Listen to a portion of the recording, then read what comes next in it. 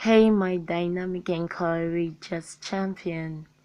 You're welcome to another exciting class. Yes, our lesson today is on the topic the federal government, and we're going to be looking at the federal government of Nigeria because we are in Nigeria.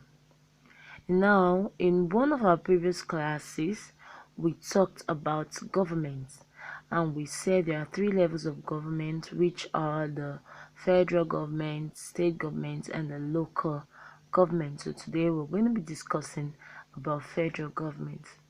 Now, the federal government is the highest level of government. The federal government of Nigeria is made up of legislative, executive, and the judicial arm of government. Now we're going to look at these three arms of government or branches of government, which are the legislative, executive, and judicial arm of government. Now let's look at the functions of the arms of government.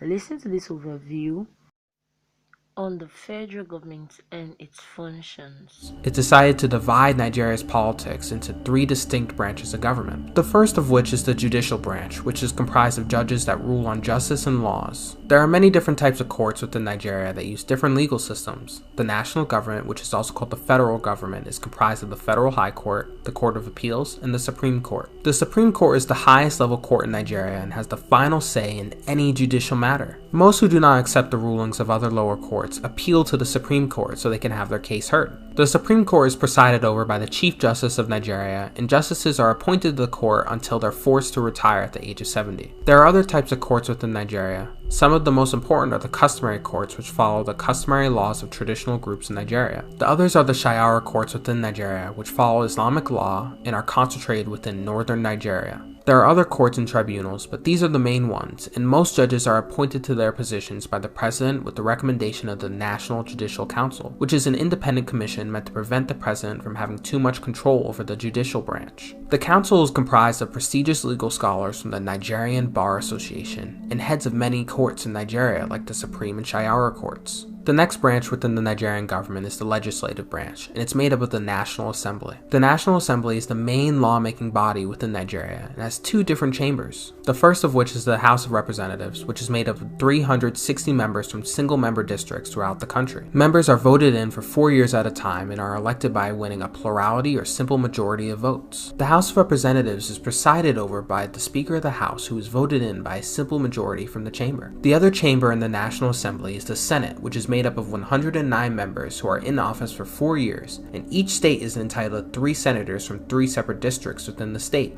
They're voted the same way in as the House members and are presided over by the President of the Senate, who is voted in by members of that chamber. To create laws, both chambers need to pass a bill. A bill is a proposal for a law, and then after the vote, the bill needs to get a signature from the President. If bills are not signed by the President, then they are vetoed or denied. The National Assembly must then try to fix the bill or attempt to override the President by having at least 2/3 of its members voting to pass the bill. The final but one of the most significant parts of government is the executive branch. The president is the center focus within the branch, and all authority stems from the office. The president is the head of state, commander-in-chief for the country's armed forces, and chief executive of the government. The president is head of a cabinet which assists in running the country. Members of the cabinet must be from each of Nigeria's 36 states to prevent ethnic favoritism. The cabinet is full of ministers who are appointed by the president and confirmed by the Senate. The ministers are responsible for ministries and various government-owned companies. The president, though, is the head of the Nigerian National Petroleum Corporation and has a firm control over the country's oil production. The person elected to the presidency must not just have a majority of the votes, but must also have at least 1/4 of the votes casted in 2/3 of the states. This has guaranteed that the president isn't simply elected by the largest ethnic group, but by gaining the votes of a large section of the country. The president will also run with a vice presidential candidate who will be the successor should the president die. The president's most important role is signing bills from the National Assembly to formally make them laws, and running the various government ministries which administer the laws passed. For example, if the National Assembly passes a bill to provide every citizen with a car, it's up to the president and the executive branch to make that a reality by acquiring the cars and distributing them to every citizen. If it goes wrong, then the president and the executive branch were most likely at fault because they were in charge of executing the law.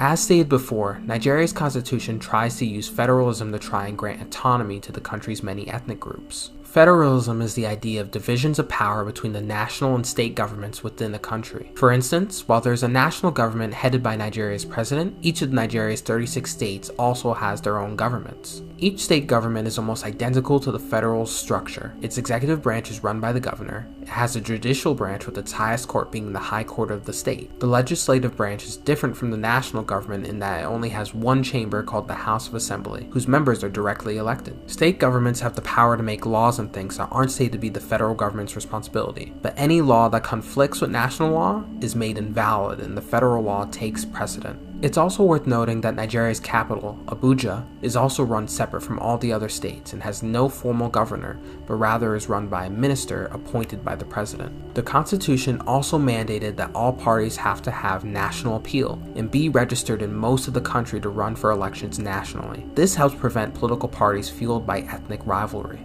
Overall, Nigeria's 1999 constitution attempts to fix the problems of the republics that came before it. Concepts like federalism, separation of powers, and independent commissions are throughout the constitution and have managed to minimize some of the problems that were rife throughout the early years of independence. Despite this, though, there are still many problems. Corruption still plagues the country and prevents good governance from taking root. Ethnic tensions are still incredibly visible within Nigerian society. Many within government still fight over which ethnic group should have control of the national government. Some have used the term the national cake to describe the presidency and other parts of government that different ethnic groups fight to take control of. Attempts have been made to prevent the same resentment that brought the First Republic down. Nigeria tried to practice something called zoning, where the presidency would rotate between Nigeria's different regions, but the practice has started to falter. The 1999 constitution does many things right, but hasn't been able to get to the root of the systematic problems in Nigeria's political system, and it's going to take more restructuring to get there. Unfortunately, Nigerian politicians have shown little desire for this and won't stop because of their desire to cling to the prospect of power that the federal government offers. It's up to the citizens of Nigeria to fight for the change they want to see, because if they don't,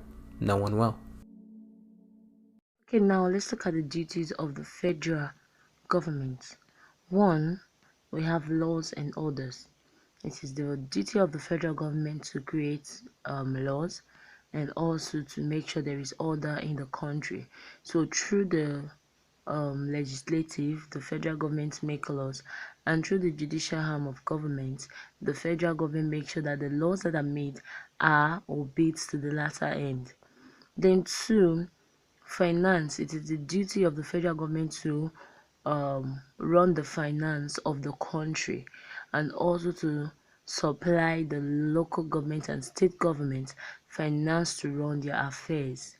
Then thirdly is defense. It is the duty of the federal government to defend the country from the enemies of the country, from other countries. Then fourthly is the duty of the education. It is the duty of the federal government to make sure that the educational system of the country goes on exactly the way it should go. And that is done through the Ministry of Education. Then the last duty we're going to discuss is trade. The federal government also have the duty to check in the exports and imports of the country. Now let's look at some interactive questions before we go. The federal government is the dash levels of government. A. Lowest. B. Average. C. Highest. The right answer is highest level of government. One of the federal government's duty is to dash. A. Make laws. B. Steal people's property. C. Look up to the state government for fund. The right answer is A. Make laws. Thanks for watching and bye.